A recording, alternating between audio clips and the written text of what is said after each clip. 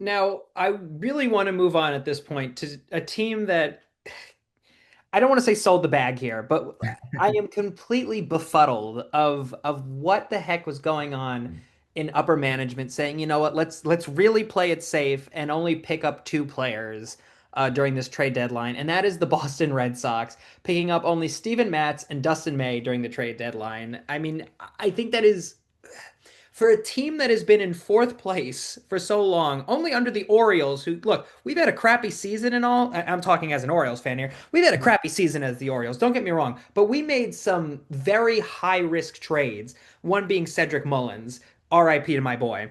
But to only get two players for the Red Sox, I think is completely ridiculous.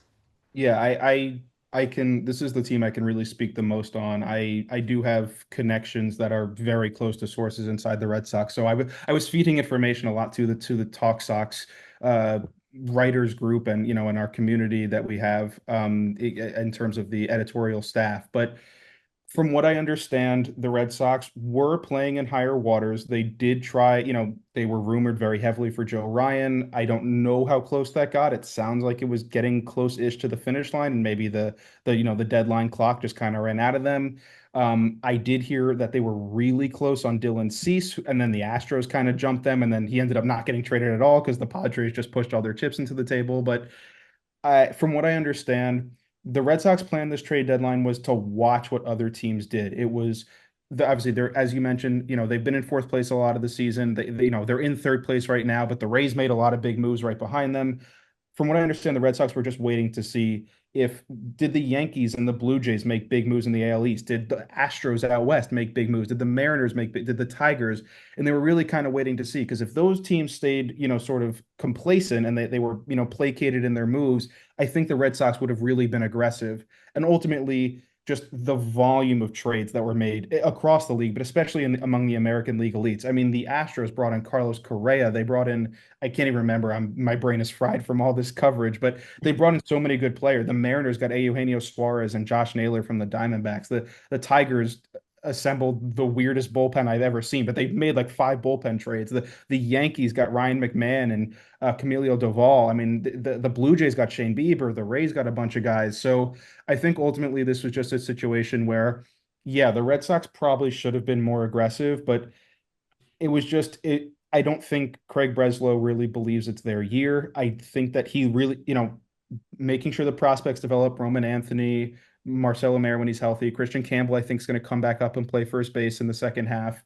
This was ultimately just a deadline of a team that was like, hey, we're good enough to make a couple of moves and see if maybe these guys develop really quickly. But this was a deadline of a team that was saying, hey, next year is really the year that we're going for it. Sure, and let's not forget that we did need a pitching staff at the end of the day. You know, people like Garrett Crochet, not just with starting pitchers, but like I always think of Garrett Crochet. The dude can't do everything. It does bother me that we just add two more righty pitchers to the lineup of things. But at the end of the day, it is what it is. Lefty pitchers are a hot commodity, I guess. And again, Steven Matz and Dustin May aren't bad players per se. Again, Dustin May excuse me, an LA Dodger. Again, one of the best teams in the MLB, you could argue. So it's not like we got bad players. It's just I think that we played very close to the vest Mhm. when it came to trades, which it's fine, and we'll see how our prospects look in 2026. Again, I think that people like Mayer and Christian Campbell and Roman Anthony will do wonders. Knock on wood, knock on wood. And hopefully they don't get injured. But I would have hoped that the team would have been a little bit more aggressive.